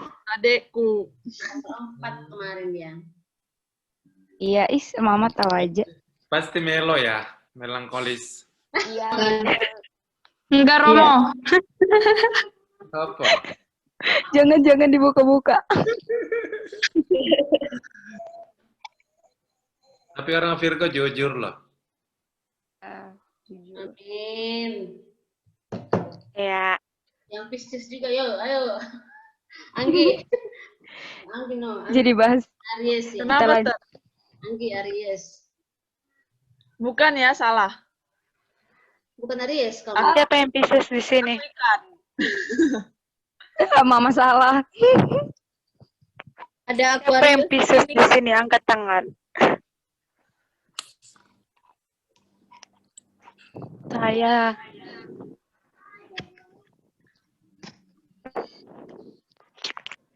Oke. Oke, jadi kita mengucapkan banyak terima kasih untuk Romo Aidan dan Romo Yonas. Dan juga terima kasih Mama Asrama sudah membantu saya dengan Sheila. Kakak Anggi juga, Kakak Grace juga. Terima kasih juga buat teman-teman dan kakak-kakak yang sudah mau bergabung. Ya, terima kasih buat semuanya yang telah bergabung hari ini. Terima kasih untuk Kak Anggi dan suster yang di balik layar membantu kami. Iya, terima kasih ya atas bimbingannya. Semoga di event-event selanjutnya kita bisa bertemu lagi. Mungkin ada pesan dari Romo, pesan penutup dari Romo Aidan atau Romo Yonas. Salam sehat selalu. Stay safe. Semoga kita semua tetap saling mengasihi. Jadi berkat untuk orang lain. tetap saling mengasihi. Jadilah berkat. Iya. Kita tutup. Terima kasih untuk semuanya. Mohon maaf kalau kurang sesuai harapan ya. Mohon maaf. Ini sudah luar biasa, Iya, Romo. Sudah luar biasa, Romo. Kapan-kapan kita masih bisa berjumpa lagi dalam ruang diskusi saling berbagi seperti ini. Tenang sekali bisa berbagi seperti ini. Amin. Udah besok kalau event Ruteng jadi, Romo Yonas datang. Kenapa? Kalau event misalnya kami Ruteng tahun event 2020 itu ada dua. event sahabat MSC. Kalau Romo sempat sih mungkin bisa hadir. Atau Romo Aidan juga mungkin mau bergabung. Dari ya, saya dari Toraja. Gampang. Gampang berarti jelas lah ini ya. Romo Aidannya. Romo Yonas di Ende. Anda tuh Ruteng Romo Ende. Aidan sudah datang ke sini tapi belum sampai ke Ende itu. Cuma sampai ke Limutu saja. Sampai apa itu? Danau Kelimutu.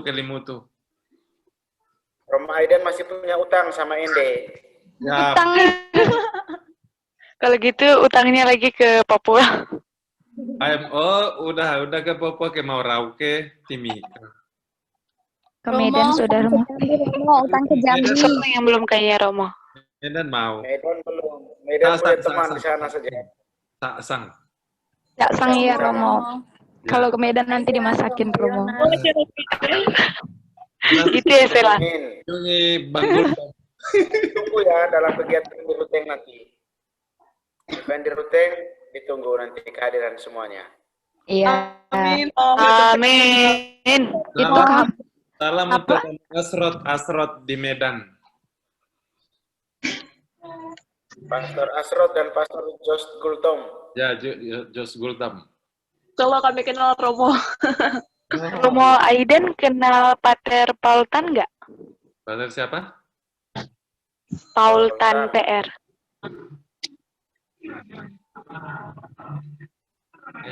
Nggak tahu.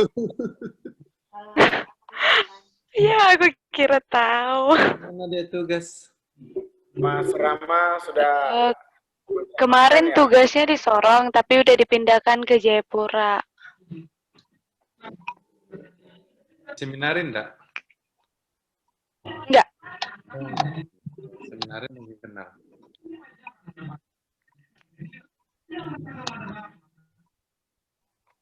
Romo Aiden, Ya. Romo Yonas. Siapa itu yang ngomong? Doakan buat benih panggilan di sahabat MSC tuh. Iya, betul-betul. Siapa itu? Siapa itu? Ya. Siapa tuh? Siapa tuh? Siapa tuh? Ada deh. Siapa tuh benih-benihnya? Iya, Sela. Banyak Romo, ada Sela, ada berangkat hari Alda, ada Anggi, ada Agnes, ada Semua satu grup disebut. Semua satu Ada grup Novi, disebut. Satu grup disebut ya. Ada Florencia, Feby, Faustina. Kakak Grace nggak mau ikutan. Kakak Grace nggak mau ikutan. Cocok loh padahal. Sama Sister Angela. Terlisa, tolong. kita merangkul semua kok yang hidup di luar, yang hidup hidup membiara ataupun hidup berawam-awam di awan-awan, boleh semua. Saya sama Romo Yonas nggak bisa melamar jadi suster ya. Sudah jadi Romo, suster. Jadi Romo. Maaf, salah pertanyaan. Romo Aidan dulu S1 di Kentungan bukan? Iya benar. Tahun berapa? Tahun 99 sampai 2006. Dosen teologi moralnya siapa? Matius Marli. Kepo ya Kak Anggi. Kepo. Salam ya. Om kandungku itu. Oh, aku dibantai loh di ruang ujian. Nah, seperti itulah orangnya. Jadi Buka-bukaan mohon ya Romo. dimaklumi. Tapi setelah itu dijadikan asisten. Ayo kita tutup. Suster Mama sudah lapar. Sudah lapar. Mama Asrama udah lapar. Mama Asrama sudah lapar. Aduh, host kita ini jujur sekali. Ya, namanya kita. Mama Asrama pimpin doa. Ayo siapa nih yang pimpin doa, Romo atau Mama Ayo Asrama? siapa nih? Mama Asrama. Ada dua Romo. Mama Asrama Asrama. berkat dari Romo. Oh iya, Mama. Jangan dong, kasih Romo Aiden aja. Romo ya. Romo Aiden pimpin doa. Yang kasih Kalian berkat siapa? minta berkatnya. Romo Yonas ya? Romo Yonas. Silakan. Romo Yonas, oke. Mana Romo Yonas? Oke. Baiklah, terima kasih. Mari kita siapkan hati. Setelah kita berbagi dalam sesi ini, kita berdoa dalam nama Bapa dan Putra dan Roh Kudus. Amin. Tuhan, terima kasih karena Engkau telah menyertai kami untuk saling berbagi dalam kesempatan bincang-bincang malam hari ini. Kami berbincang-bincang tentang kasih yang adalah karakter dasar-Mu ya Tuhan. Engkau telah hadir dalam perjumpaan ini. Kami menyadari keterbatasan manusiawi kami dan istimewa dalam mengasihi. Tapi kami percaya Engkau akan selalu mendampingi kami, menguatkan kami untuk belajar tiada henti-hentinya mengasihi satu sama lain. Kuatkan kami ya Tuhan dalam seluruh perjuangan kami, dalam hari-hari hidup kami selanjutnya. Juga kami mohon berkat-Mu untuk segala usaha dan karya kami. Tuhan bersamamu dan bersama Roh-Mu. Kita sekalian, seluruh usaha dan perjuangan hidup kita, orang-orang yang kita kasihi, senantiasa dilindungi, dibimbing dan diberkati oleh Allah yang Maha Kuasa, Bapa dan Putra dan Roh Kudus. Amin. Terima kasih. Terima kasih. Terima kasih, Romo. Selamat malam. Terima kasih semuanya. Terima kasih Oke, semua. Tuhan. Dadah. Dadah semuanya. Dadah Flores. Kami rindu. Dadah semuanya, dadah Romo, dadah sahabat-sahabat semuanya. Dadah. Terima kasih.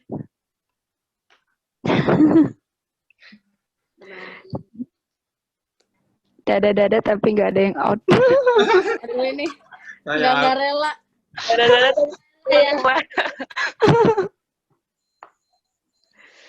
Mana aku rela meninggalkan kalian yang Ayo, suster udah lapar.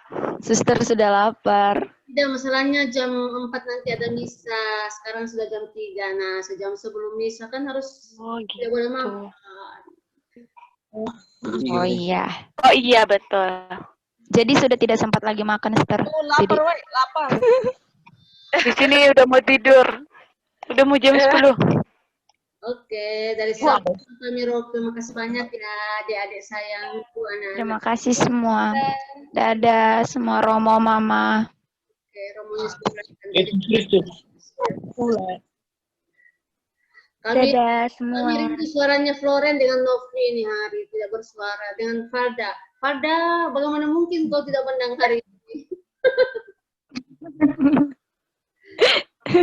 Dia harus bolak-balik, Suster, banyak perjuangan. Oke, makasih banyak ya kesayangannya, Tuhan memberkati. Agnes, Dadah semuanya. Kak Maria Grace sudah sibuk dengan urusannya. kerja. Semangat Kak Grace.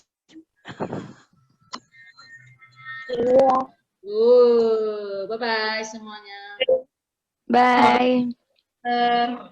Sister. Dadah semuanya. Dadah.